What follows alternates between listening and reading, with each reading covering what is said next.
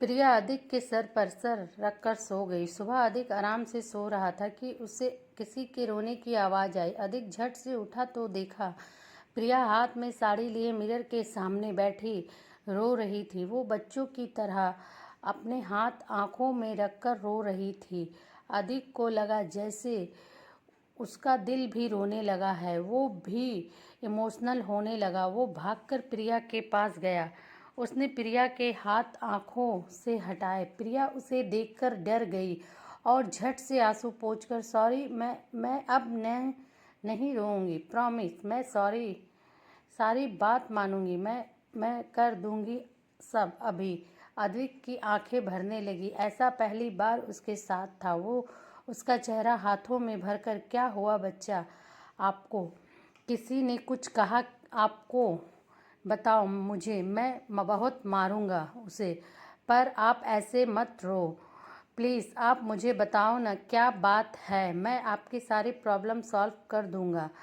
प्रिया अपने आंसू पोंछ कर सिसकते हुए, पक्का आप गुस्सा तो नहीं करोगे ना पति? अद्विक स्माइल के साथ, नहीं ना बच्चा, मैं आपसे क्यों गुस्सा करूँगा, आप इतने अच्छे हो, सबसे अच्छे बच्चे हो आप। प्रिया पति, मुझे ये पहनना नहीं आता, वो साड़ी दिखाते हुए बोली, और आपकी मम्मा ने मुझे ये ही पहनने को बोला था, अब मुझे सज़ा मिलेगी ना? अद्विक हैरान होकर, नहीं बच्चा, तुमको क्यों सज़ा मिलेगी? सज़ा तो उसे मिलेगी जिसने आपको रुलाया है, और आप मेरी वजह से रो रही हो ना, तो सज़ा मुझे मिलनी चाहिए। वो खुद को मारने का नाटक करने लगा तो प्रिया ने झट से उसके हाथ पकड़ लिए। पति, मैं आपकी वजह से नहीं रो रही थी, अब नहीं रोऊंगी, पक्का। आद्विक उसके माथे को चूम लेता है, और लाओ साड़ी, आपको मैं पहना देता हूँ। प्रिया उसकी तरफ देखते हुए खुश होकर, आपको आता है पति? अद्विक मुंह बनाकर, आता तो नहीं है, पर इंटरनेट पर देख लूँगा।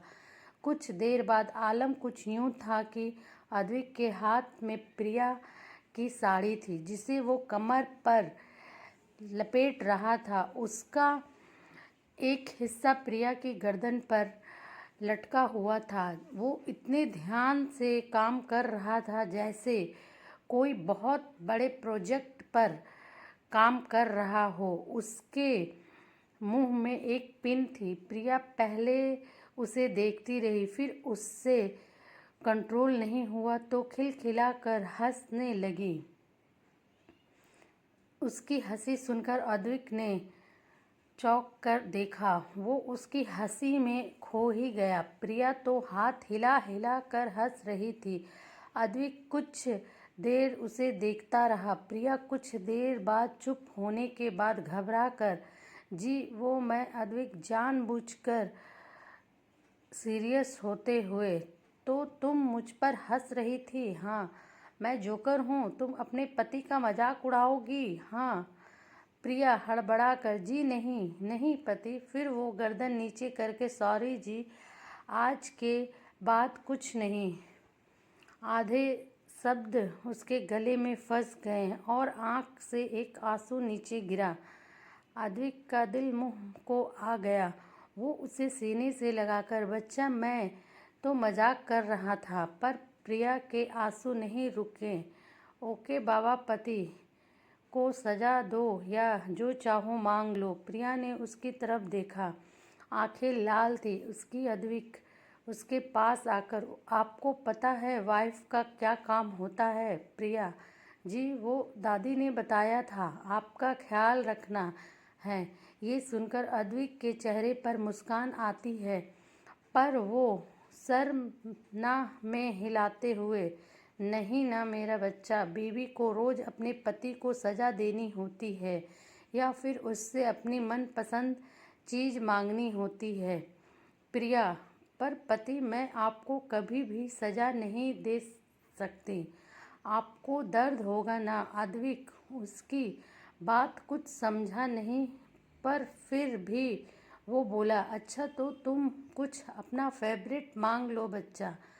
प्रिया के चेहरे पर एक बड़ी सी स्माइल आ गई। पति, क्या मैं आज टीवी देख सकती हूँ? उसकी आंखों में चमक थी। वो बोली, मैं सारा काम करने के बाद देखूंगी, बस 2 घंटे। अद्विक मन में कितनी मासूम है। मैं तो इसे महंगे गहने, गिफ्ट्स, कपड़ों की बात कर रहा था, पर ये बस टीवी देखना चाहती है। वो बोला, जितना मन चाहे उतना देखो बच्चा, ये रूम आपका है। हाँ, इसमें रखा सारा सामान भी आपका है। आपको मुझसे पूछने की ज़रूरत नहीं है। और घर का काम नौकर करेंगे मेरा बच्चा। क्यों काम करेगा? अच्छा, मुझे ऑफिस जाना है, मैं नहाने जाता हूँ और तुम कुछ और पहन लो। अद्विक इतना कहकर जल्दी से बाथरूम में चला गया। प्रिया से उतने सालों में पहली बार किसी ने इतने प्यार से बात की थी। प्रिया की आंखों के सामने बार बार अद्विक का चेहरा आ रहा था। कितने अच्छे हैं पति। दादी भी ना मुझे कितना कहा था कि वो मुझ पर गुस्सा करेंगे, हो सकता है मुझे चोट पहुंचाएं, पर वो तो बहुत बहुत बहुत अच्छे हैं। मुझे परमिशन भी दे दी, मैं उनका बहुत ख्याल रखूंगी। वो वहाँ से सूट पहनकर चली गई। दादी रास्ते में दिखी तो उसने उनके पैर छू लिए। दादी ने आशीर्वाद दिया। अद्विक की माँ के भी प्रिया ने पैर छू लिए, पर उन्होंने गुस्से में, तुम्हें साड़ी पहनने को कहा था ना?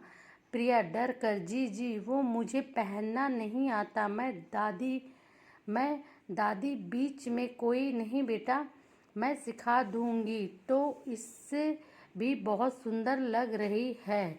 अद्विक की माँ, सुंदर तो लगेगी ही, औकात से बढ़कर जो मिल गया। इतना बड़ा घर, नौकर चाकर, ये सब तो इसने सपने में भी नहीं देखा होगा। ऊपर से इसके लालची घर वालों, जिनके मुंह पर 1 करोड़ मारे आपने, वो भी इस इडियट और बेवकूफ़ लड़की के लिए। दादी चिल्लाई, बहू तमीज़ से, ये मेरी पसंद है, इसके खिलाफ एक शब्द नहीं।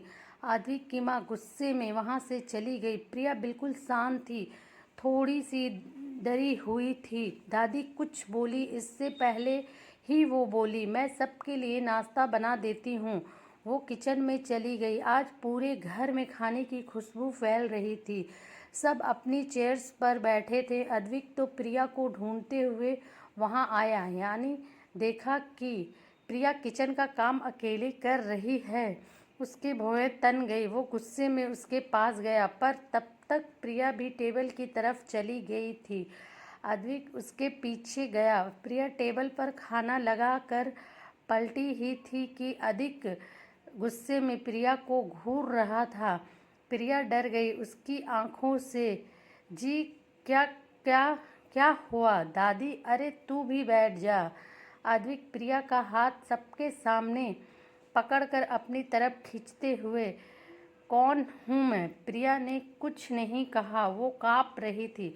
अद्विक उसकी चिन को ऊपर करते हुए, बताओ कौन हूँ? प्रिया, पप्पा, पति। अद्विक, हाँ, और तुम मेरी बीवी। सुना सबने, ये मेरी बीवी है, और मेरी बीवी यहाँ नौकरों की तरह काम क्यों कर रही है?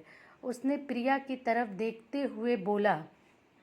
प्रिया को कुछ समझ नहीं आ रहा था।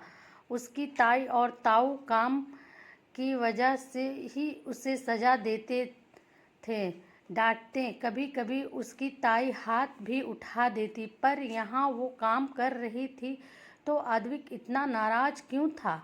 वहीं दादी मन ही मन मुस्कुरा रही थी, पर चेहरा सख्त ही रखा। कहानी का अगला भाग और भी है रोमांचक। आगे की कहानी सुनने के लिए चैनल को like, share, comments and subscribe ज़रूर करें। Thanks for watching Tabassum voice story.